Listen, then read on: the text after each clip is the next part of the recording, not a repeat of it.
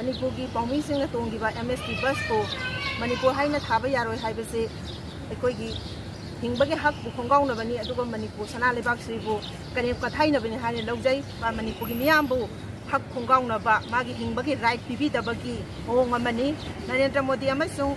अमित शाह की central government मसी मणिपुर से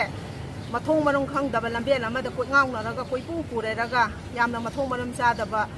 मणिपुर सना लेबाक की मरोइना मैतै सिंबु यामना हिंबगी हक मपीबनी अखोइ मैतै सिबु करम मखन की मी नत्रगा करम मखन की जाति ने हानि खंदिबगे मखोइना खल्ले हुजे कुकी सिंबुदी मखोइना रेस्पेक्ट तौरगा कुकी सिंगी मवाबुदी लौरगा मपुंची मसागी नाट कल्चर लेराबा मसागी फुरुक ओइदना यलोमी ओइदना चाही लिसिंग मरी मंगा की पुवारी लेरबा सना लेपांग मणिपुर जी की मैतै हाइबा जाति सिबुदी मखोइना उसितबा करें कथाइनबा हाइबसे अहुम सुबा लाल अमा थोलननबगी बाटोन तौबने हजिक नरेंद्र मोदी अमसुंग अमित शाह होइना खल्ले मदुदी अखोइगी हुजिक लुसिंगिबा